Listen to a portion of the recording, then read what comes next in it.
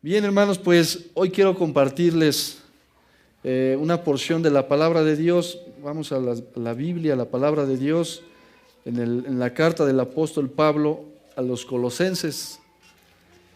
Y este pasaje, no sé por qué, o estoy descubriendo por qué el Señor me lo ha puesto desde ya hace algún tiempo que le he estado dando vueltas y he estado pues leyéndolo y tratando de saber qué es lo que el Señor quiere mostrarme aquí a través de su palabra en esta porción.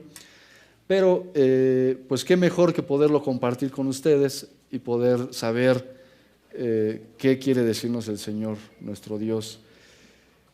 Como decía nuestro hermano Paco, pues esta semana que pasó, que concluyó el día de ayer, fue una semana difícil, pero gracias a Dios, hermanos, podemos sentir el respaldo y el apoyo de la oración, el poder de la oración palpable prácticamente, y doy gracias a Dios por ello, porque a pesar de que las cosas no parecían del todo bien, estamos esperanzados en el Señor, aquel que todo lo puede, aquel que da todo y quita todo también, de acuerdo a su voluntad, a su propósito, y doy gracias a Dios por ello.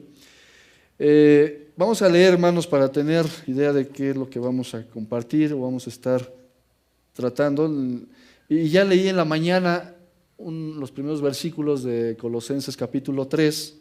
En la mañana leíamos del 1 al 4, pero donde quiero que estemos meditando ahorita es del 5 al 17. Y que lleva, en Reina Valera se subtitula La vida antigua y la nueva.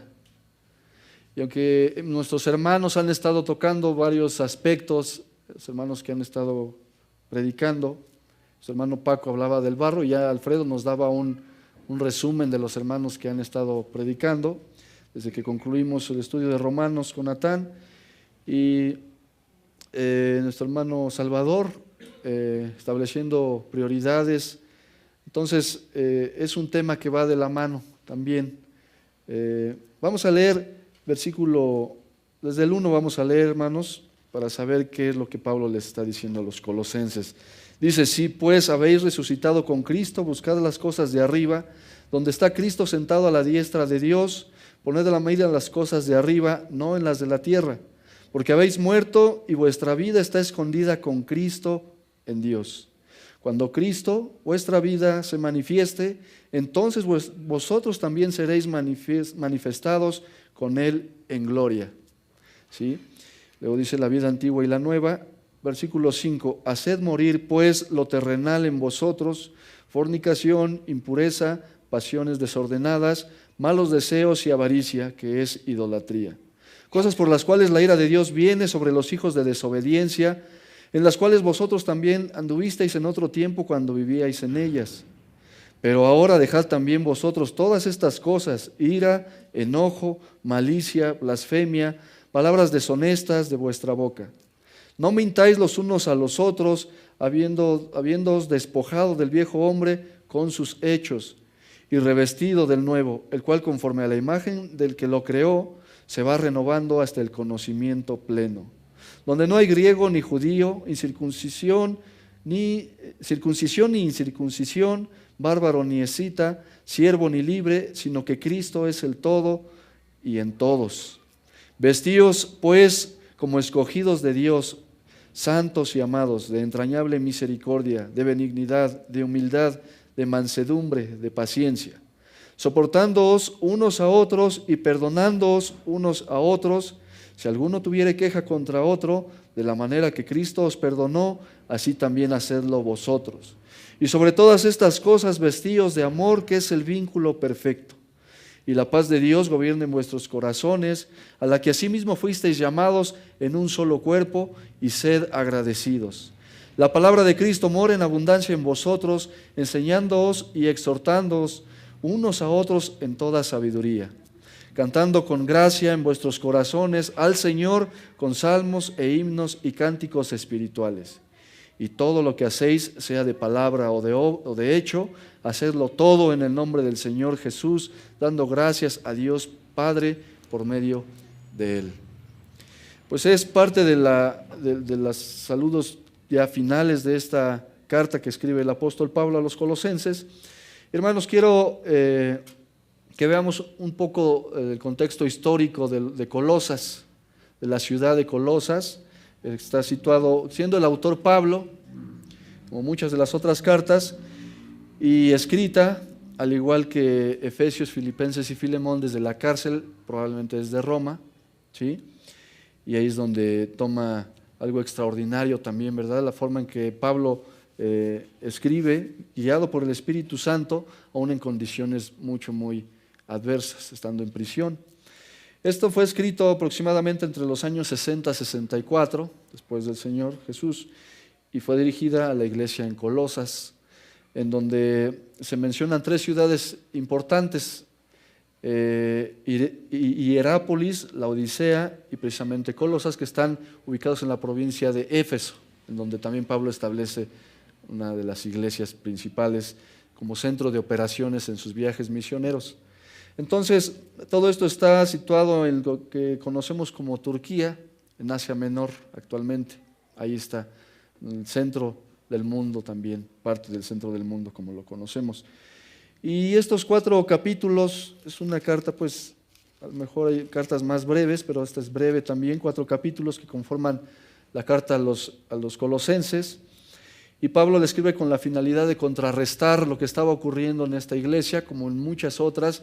Había una situación de errores doctrinales que surgían de la mezcla de los judaizantes, lo que trataban de hacer los judaizantes con las filosofías orientales, filosóficas de ese tiempo.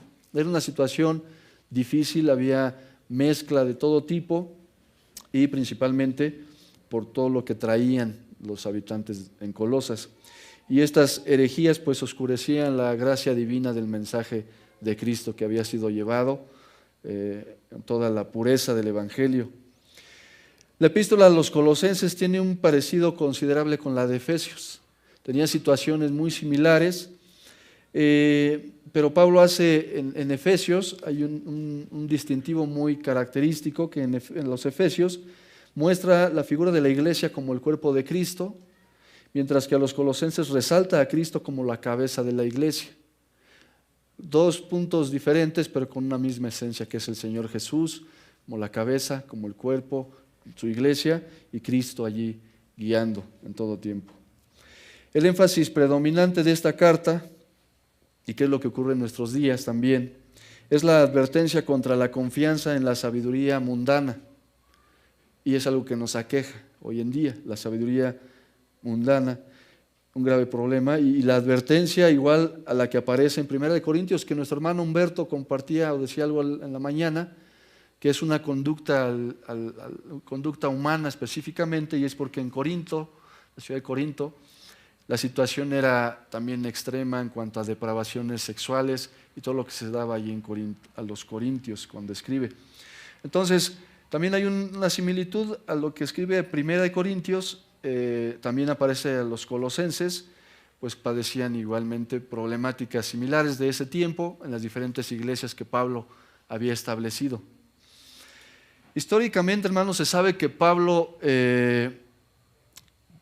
pasó algunas veces por la región de Frigia, de acuerdo a Hechos 16 y 18, en sus viajes misioneros pasaban toda esa región, pero sin visitar la ciudad de Colosas. Incluso algunos han pensado que posiblemente Pablo nunca estuvo en Colosas. Podríamos preguntar entonces cómo que se estableció una iglesia allí. Piensan también algunos que sí estuvo allí y que incluso él mismo fue quien fundó la iglesia en Colosas. El hecho es de que sí se estableció una iglesia y que posiblemente Epafras, de quien hace mención el apóstol, dando un testimonio de mucho aprecio, de mucha admiración y de mucha estimación hacia este hermano de Pablo.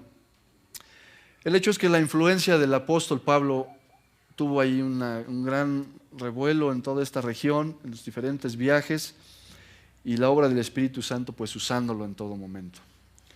Bien, pues la estructura básica de la carta nos muestra el prólogo en los primeros capítulos, el primer capítulo, la obra salvadora del Señor, el ministerio de Pablo, el que vamos a estar tratando hoy, la nueva vida en Cristo, concluyendo con salutaciones finales del apóstol. Y ya leímos, hermanos, esta porción Y aquí es donde nos preguntamos a veces, para tratar de entender qué es lo que estaba ocurriendo en esta iglesia, qué es lo que ocurre en las iglesias de hoy en día. Viendo el programa general de la carta a los Colosenses y habiendo leído el pasaje, vamos a tratar de entender y entendernos también a nosotros. ¿Por qué se dan ciertas situaciones en las iglesias? Nos preguntamos a veces cuando leemos en el Éxodo, cuando el Señor abre el mar, cuando pasan en seco, cuando una nube los protege, una nube para protegerlos del sol durante el día y la llama de fuego durante la noche para darles también calor y protección. Y habiendo visto esto, todos los israelitas inmediatamente, pareciera que inmediatamente después se voltean, olvidan lo que el Señor había hecho en sus vidas y otra vez se vuelven a hacer cosas ofensivas al Señor.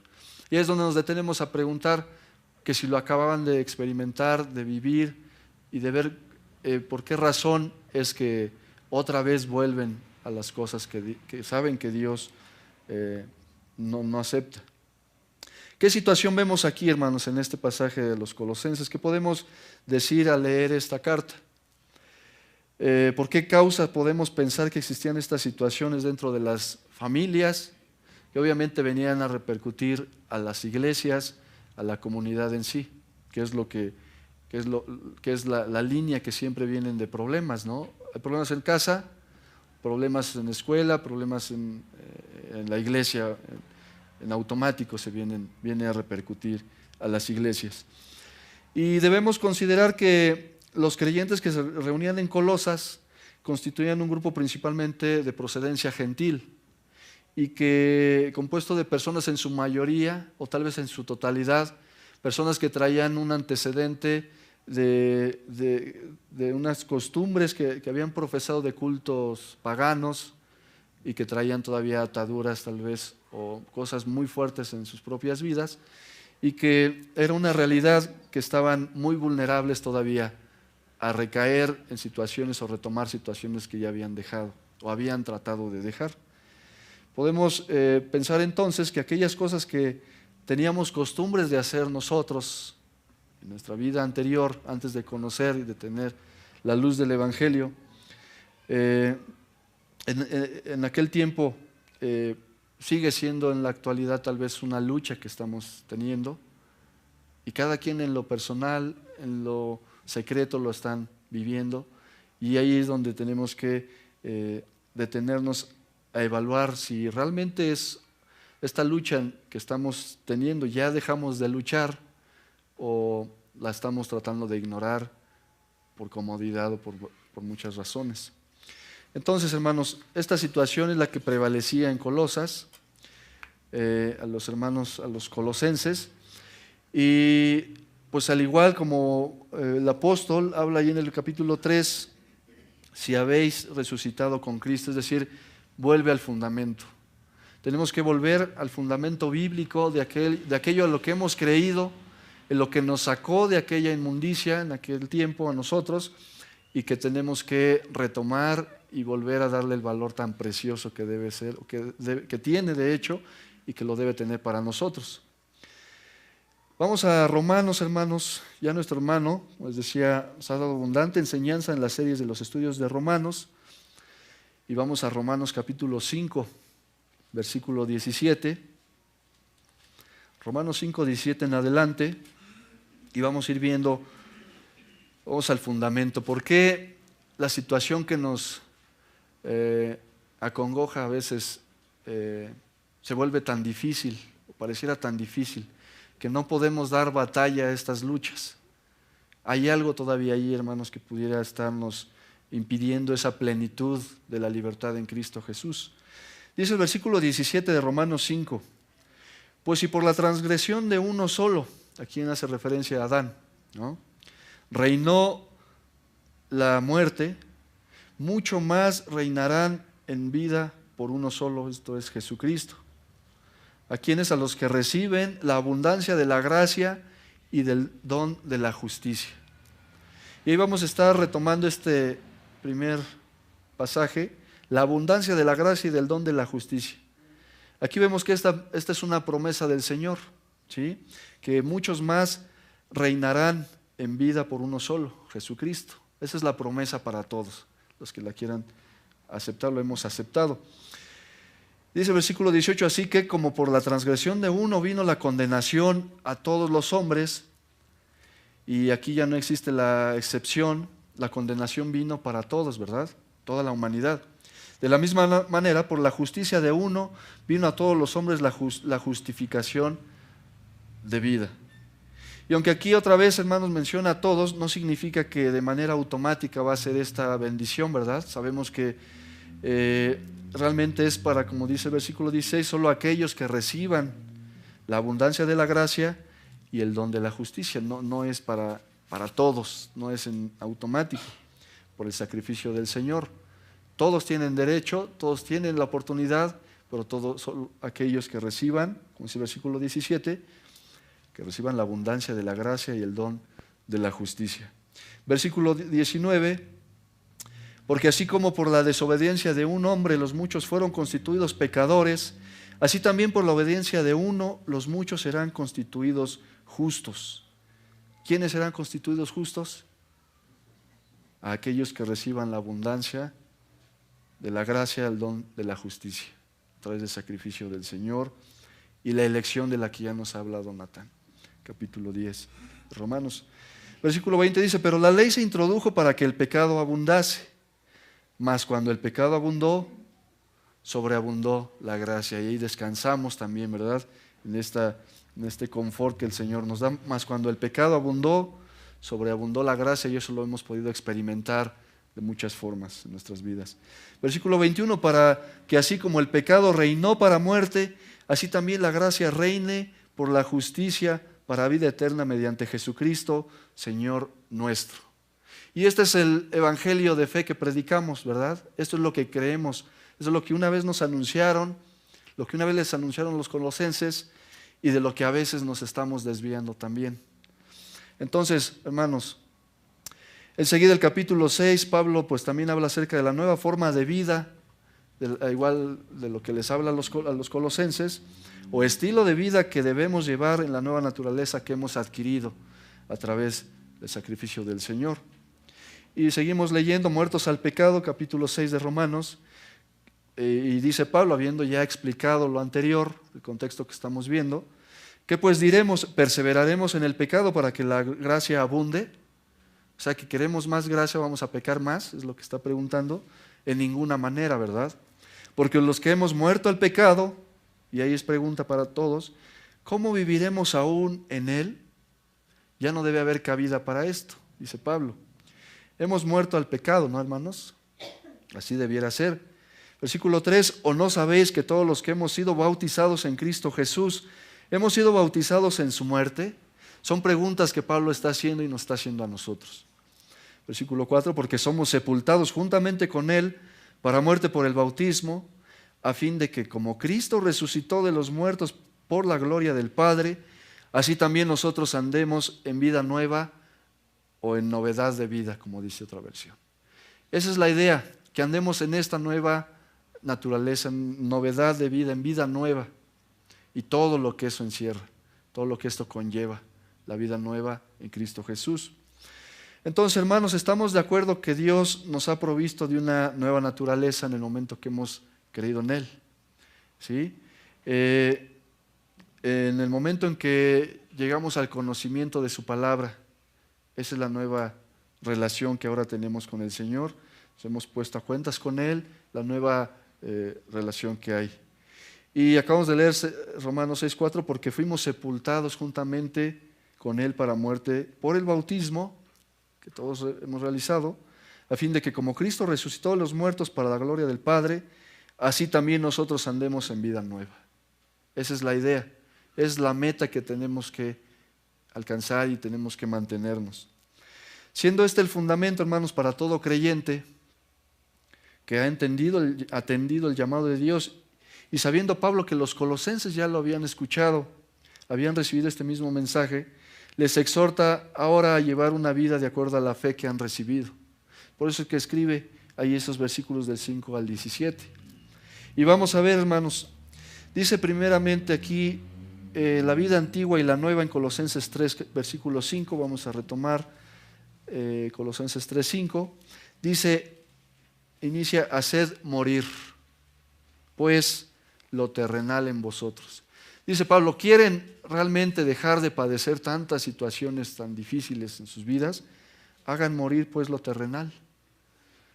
Los colosenses, su gran mayoría recién convertidos, como les decía, pues habían venido de prácticas muy extremas, de paganismo, en todos los aspectos. Eran altamente vulnerables en el peligro de recaer en esta situación, se descuidaban en muchas áreas espirituales y ahí era propicio que Satanás pudiera tener ahí la ventaja. Aquí Pablo menciona algunas de las principales cosas que amenazaban a los colosenses y que hoy en día nos amenazan a todos nosotros, al pueblo de Dios. Y vamos a leer de las que menciona el apóstol. Dice versículo 5, haced morir por lo terrenal en vosotros, y dice cuáles son: fornicación, impureza, pasiones desordenadas, malos deseos y avaricia, que es idolatría. Y esta palabra interesante que es idolatría, ¿qué pudiera tener que ver con esta lista de 5 vicios o 5 cosas que están causando grandes problemas a los colosenses? Esta lista con 5 vicios, que vamos a llamarle así, describe al pecador como él es en sí mismo. Pecados que son propios de cada persona, ¿sí? No tendría una relación directa con el prójimo y que recaen específicamente dentro del aspecto sexual.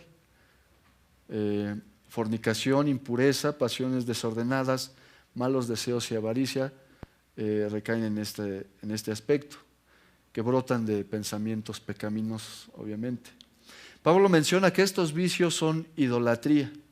Y en el pueblo cristiano siempre tenemos la tendencia a relacionar esta palabra idolatría con el culto, veneración o adoración a figuras, ¿no?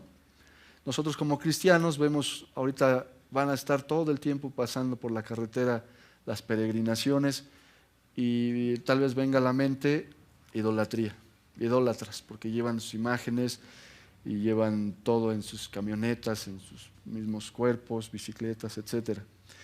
Y hay esa tendencia nada más relacionar la idolatría con imágenes, fotografías, etc. Pero sabemos, hermanos, o debemos saber que idolatría es todo aquello que nos aleja o nos separa, nos llama la atención de lo que es el Señor Jesús.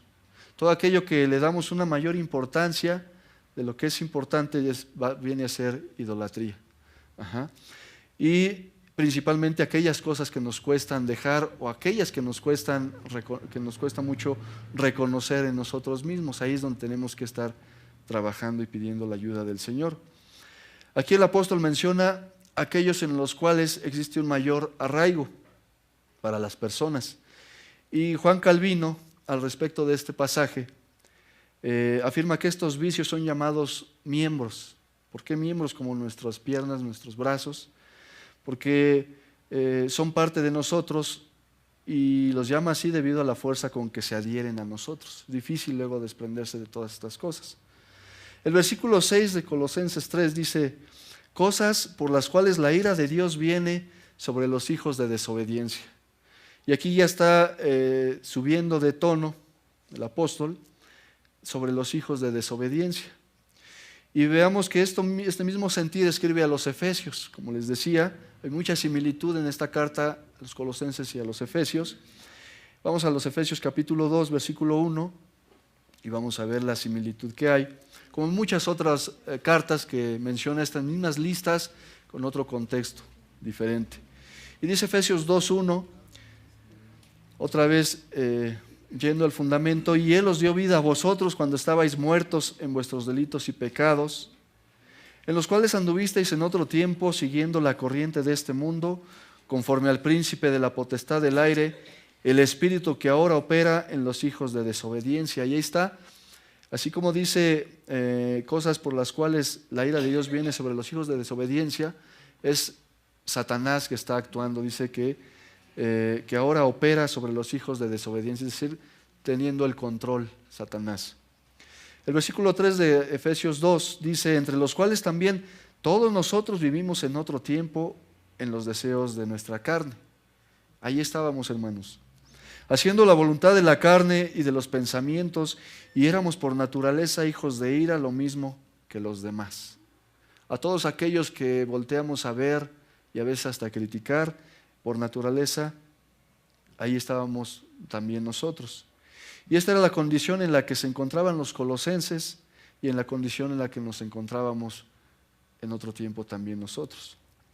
Retomando Colosenses versículo 7 del capítulo 3, sigue diciendo el apóstol, pareciera que estamos leyendo la misma carta a los Efesios, dice, versículo 7, en las cuales vosotros también anduvisteis en otro tiempo cuando vivíais en ellas, en tiempo pasado. Y Pablo da por hecho que estos pecados, que este estilo de vida ya no existe en nosotros, ya no están activos en nuestra vida, ya no gobiernan en nuestras vidas todo esto. Continúa Pablo ahora una segunda lista, el siguiente versículo, de otros 5 vicios o miembros, como decía Juan Calvino, ahora aunque parecieran menos graves, pero que también traerá consecuencias muy lamentables. Y dice el versículo 8, pero ahora dejad también vosotros todas estas cosas, y empieza la lista: ira, enojo, malicia, blasfemia, palabras deshonestas de vuestra boca. Y esta segunda lista, a diferencia de la primera lista que les decía que describen al pecador como él es en sí mismo, deseos de la carne propios de inmoralidades sexuales, ahora esta segunda lista muestra vicios con relación a nuestro prójimo, en donde ya atentamos o ya ofendemos a nuestro prójimo. La ira, pues todo lo que desprende la ira, ¿verdad? Ofensas, gritos, insultos, etcétera, o el enojo que va de la mano. La malicia, cuando ya actuamos llevados o cegados por la ira y el enojo. Maldecimos, como blasfemia, y hay pues las palabras deshonestas, malas palabras que vienen de nosotros. Entonces, continúa el apóstol en el versículo 9, dice: no mintáis los unos a los otros, habiéndoos despojado del viejo hombre con sus hechos, dice, no mintáis, ¿sí? Viene como haciendo una siguiente categoría, no mientan tampoco, dice el apóstol. En la vida del creyente, hermanos, la mentira debe ser abandonada, porque esto también nos va a llevar a situaciones lamentables, como hipocresía o engaño. Esto conlleva a la mentira, ¿verdad? Y dice el apóstol, versículo 10, y revestido del nuevo, el cual conforme a la imagen del que lo creó, se va renovando hasta el conocimiento pleno. O sea que hay que revestirnos de este nuevo hombre que el Señor nos ha conferido. Y este conocimiento pleno del que hace referencia aquí Pablo es una promesa. Dice, el cual conforme a la imagen del que lo creó se va renovando hasta el conocimiento pleno. Esa va a ser la meta, el conocimiento pleno. Y esta promesa, el conocimiento pleno, al que se refiere tiene que ver directamente con el corazón y la mente, que es de lo que viene hablando en sus 2 listas que ya ha hecho. ¿De dónde vienen todos los malos pensamientos? Decía el Señor, del corazón, ¿verdad? Entonces de ahí hace referencia, para que haya este conocimiento pleno, pues se tiene que trabajar directamente con el corazón y la mente, y debe ser experimental y vivencial. No nada más de saber que se tiene que hacer, compartirlo incluso que como recomendación o medidas de poder vivir de una manera correcta, sino que primeramente debe ser experimental en nuestras propias vidas. De ahí va a tener un mayor alcance lo que podamos compartir. Y tiene como meta todo esto el llevar a cabo la santa voluntad de Dios en nuestras vidas. Y esto es en lo que debemos perseverar siempre. El versículo 11 dice, menciona en lo que estaban ocupados debido a los judaizantes, la labor de los judaizantes de tratar de estar agregando cosas a la salvación a través de la fe. Dice, donde no hay griego ni judío, circuncisión ni incircuncisión, bárbaro ni escita, sino libre, siervo ni libre, sino que Cristo es el todo y en todos. Es decir, déjense ya de señalamientos, de críticas, de envidias, de egoísmos y concéntrense en esto que es importante, dice Pablo. Vestíos pues, versículo 12, pues, como escogidos de Dios, santos y amados, de entrañable misericordia, de benignidad, de humildad, de mansedumbre, de paciencia, que es el fruto del Espíritu, todo esto. Y ahí vamos viendo cómo va tomando forma ahora la contraparte de las listas que ya había hecho el apóstol. Entrañable misericordia, benignidad, humildad, mansedumbre y paciencia, soportándoos unos a otros y perdonándoos unos a otros. Si alguno tuviera queja contra otro, de la manera que Cristo os perdonó, así también hacedlo vosotros. Y aquí habla del perdón, hermanos, algo fundamental para todo creyente y para toda persona, incluso que sin el conocimiento de la palabra, si no hay un perdón, va a haber, de lo que comentaba en el libro Natán ahorita, va a haber infinidad de problemáticas espirituales interiores, como la depresión, por ejemplo. ¿Por qué es tan difícil perdonar, hermanos? Aquí el apóstol dice, y hace referencia a aquel, al Señor Jesucristo que entregó todo. Si alguno tuviera queja contra otro, de la manera que Cristo os perdonó, así también hacedlo vosotros. ¿Qué mayor ejemplo puede presentar Pablo? Pudiera él decir, yo perdoné de muchas formas a los que me agredieron, estando él en la misma cárcel, pues estamos seguros que había perdonado las causas o aquel que sin razón alguna lo llevó a prisión. Entonces pone el mayor ejemplo del perdón a Cristo Jesús, que nos perdonó. Sabemos, hermanos, que es difícil hacerlo incluso en el pueblo de Dios. Sabemos la infinidad de problemáticas que acarrea el no haber perdonado, desde lo conyugal, los padres a los hijos a los padres, los padres a los hijos, y que se mantiene en secreto ese rencor, esa falta de perdón, y pronto vienen situaciones lamentables. Eso va a ser inevitable cuando no existe el perdón, como el Señor nos lo enseñó y como hace referencia aquí el apóstol. Versículo 14 dice, y sobre todas estas cosas, vestíos de amor, que es el vínculo perfecto. Y Alfredo hablaba precisamente del amor en su participación en la Cena del Señor, y vínculo es ligadura, una ligadura perfecta. El amor, dice, el amor que es el vínculo o ligadura perfecta. El énfasis que da Pablo en esta virtud de supremacía, que es el amor, por sobre todas las cosas, dice, y sobre todas estas cosas vestíos de amor. Es el amor el que precisamente encabeza la lista de 1 Corintios 13, ¿no? ¿Se recuerdan esa parte? 1 Corintios 13, y vamos a leer 1 Corintios 13, versículo 13 nada más, en donde resume todo lo que conlleva el amor, lo que el amor debe predominar en la vida de cualquier creyente, que conoce al Señor y el verdadero amor que es a través del Señor Jesús. Y dice 1 Corintios 13, versículo 13, y ahora permanecen la fe, la esperanza y el amor, estos tres, pero el mayor de ellos es el amor. Entonces, aquí otra vez a los colosenses les habla esto mismo, sobre todas estas cosas. Ya dejaron todas esas cosas, que es vístanse del amor, que es el vínculo perfecto, para un conocimiento pleno, para ser revestidos del nuevo hombre, para todo lo que Pablo ya les viene diciendo.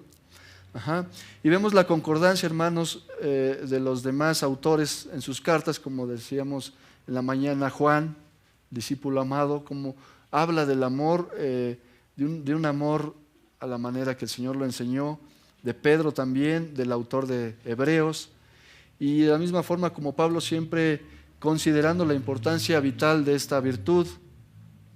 Por ejemplo, a los filipenses, les voy a leer, dice, lo primero que pide a los filipenses en su carta, en el versículo 9, dice, y esto pido en oración, que vuestro amor abunde aún más y más en ciencia y en todo conocimiento. Es decir, después del saludo que hace el apóstol a los filipenses en el capítulo 1, el versículo 9 dice esto, y esto pido en oración, que vuestro amor abunde aún más y más en ciencia y en todo conocimiento. Y a los Gálatas también les escribe, si quieren vamos a leerlo, Gálatas 5, versículo 6. Gálatas 5, versículo 6.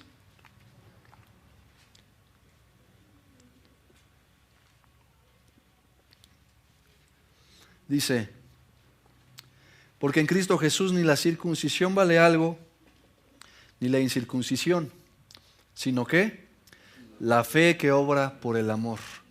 Es decir, todo eso háganlo a un lado, no se detengan, no se estén estancando y tratando de batallar en esas cosas que no les van a llevar a nada, sino la fe que obra por el amor. Y más adelante el versículo 13 también de Gálatas 5, porque vosotros, hermanos, a libertad fuisteis llamados, solamente que no uséis la libertad como ocasión para la carne, sino servíos por amor los unos a los otros. Y es muy enfático el apóstol que sin esta virtud tan importante del amor, pues no van a funcionar las cosas.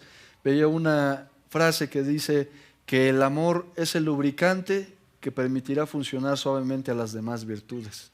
Porque podemos hablar de paciencia, pero si no hay amor, pues va a ser una paciencia hipócrita a lo mejor. Podemos hablar de la exhortación. El hermano Paco normalmente dice, vamos a exhortarlo en amor, porque, repito la frase, el amor es el lubricante que permitirá funcionar suavemente a las demás virtudes. Si no anteponemos esta virtud, va a ser difícil tratar de llevar las demás, va a ser superficial, nada más, no va a tener el efecto que esperamos o que podemos esperar en el Señor. Y por último, hermanos, el efecto que habrá de suceder habiendo atendido a todas estas recomendaciones y exhortos que les hace a los colosenses y que nos hace a nosotros el Señor.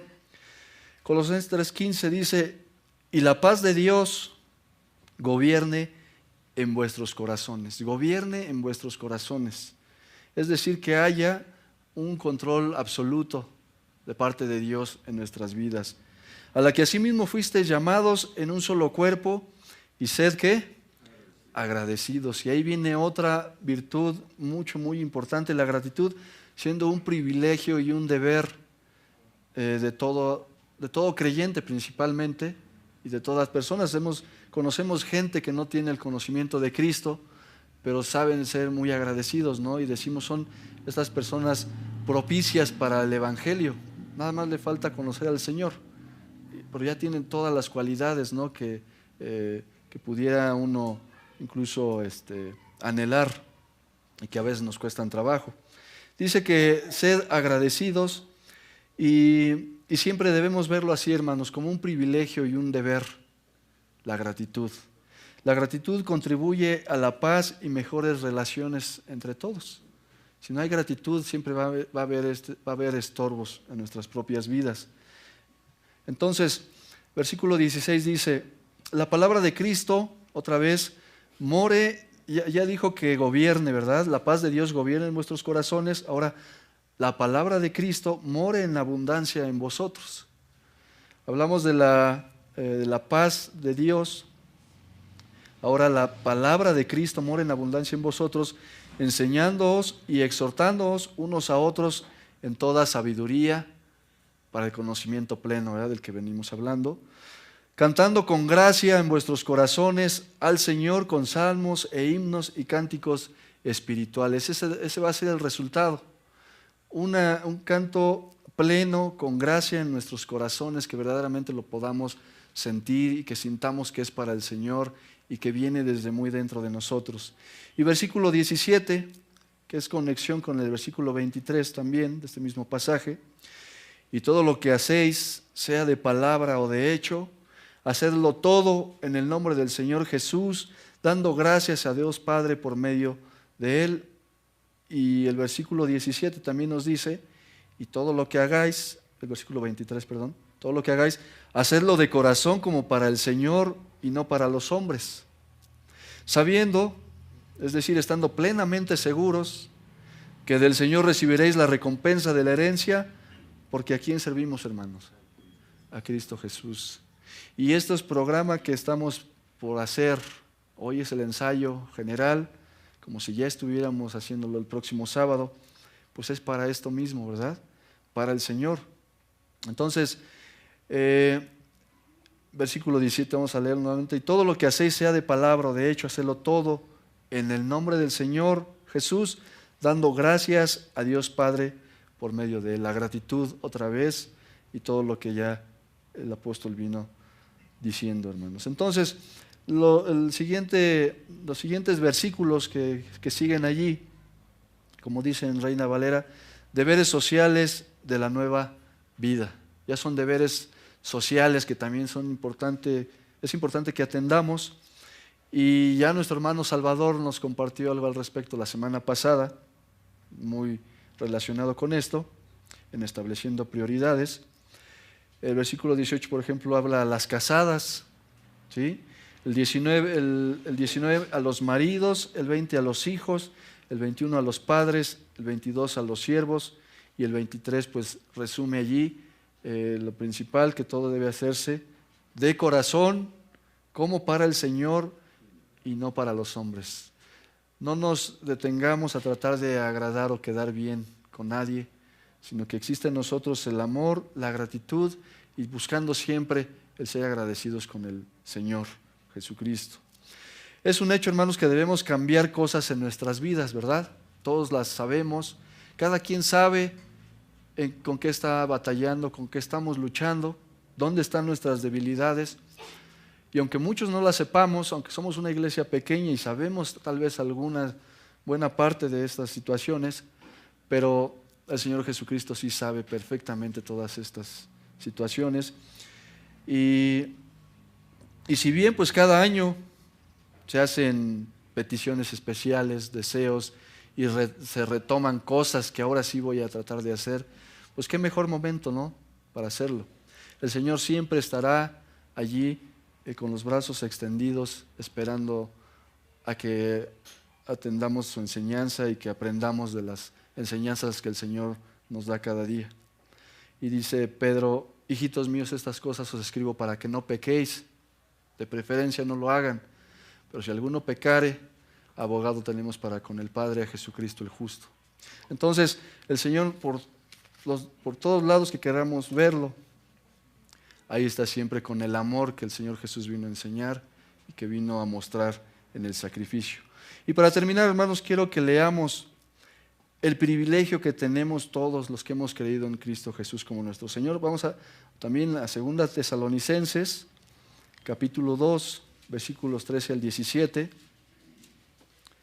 porque esta es la gran esperanza que tenemos, el gran privilegio del cual ya estamos disfrutando y podemos seguir disfrutando en un conocimiento pleno con nuestra mente y corazón. Y dice el versículo, vamos a leerlo todos, hermanos, escogidos para salvación, dice capítulo 2, versículos 13 al 17, pero nosotros debemos dar siempre gracias a Dios respecto a vosotros, hermanos amados por el Señor, de que Dios os haya escogido desde el principio para salvación, mediante la santificación por el Espíritu y la fe en la verdad, a la cual os llamó mediante nuestro Evangelio, para alcanzar la gloria de nuestro Señor Jesucristo. Así que, hermanos, estad firmes y retened la doctrina que habéis aprendido, sea por palabra o por carta nuestra. Y el mismo Jesucristo, Señor nuestro, y Dios nuestro Padre, el cual nos amó y nos dio consolación eterna y buena esperanza por gracia, conforte vuestros corazones y os confirme en toda buena palabra y obra.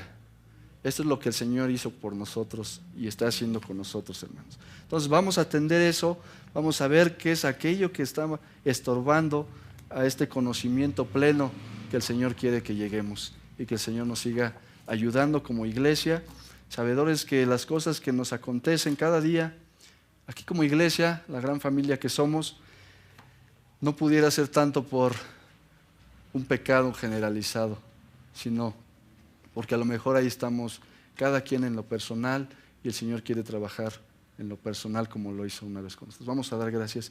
Señor Jesús, te agradecemos por este tiempo, mi Señor. Gracias porque tu palabra es buena, Señor, es fresca, Señor, a nuestra alma, Padre. Y te agradecemos, Señor, porque nos muestras, Padre, en aquello que tú quieres que nos detengamos a reflexionar, Señor. ¿Qué es lo que estamos haciendo mal?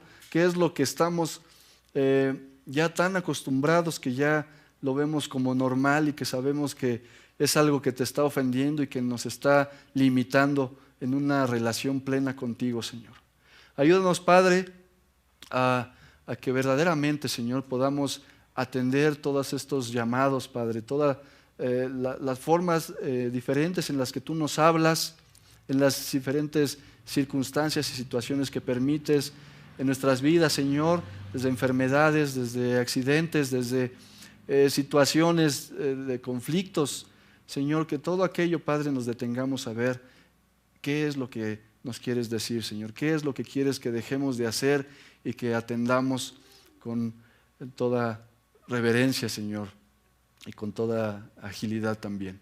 Ayúdanos a ver todas estas cosas, Padre, y que como en lo personal, en lo familiar, podamos establecer, Señor, prioridades, Señor, como nos hablaba nuestro hermano, y que, Señor, te pongamos a ti en primer lugar y que seamos honestos, Señor, para reconocer todo aquello que nos impide este conocimiento pleno acerca de ti, Señor. Ayúdanos, Padre, tú conoces nuestras debilidades, nuestras limitaciones, y que en todas ellas tú estés con nosotros, Señor. Te doy gracias por esta tu palabra y te agradecemos en el nombre de Cristo Jesús, nuestro Señor. Amén.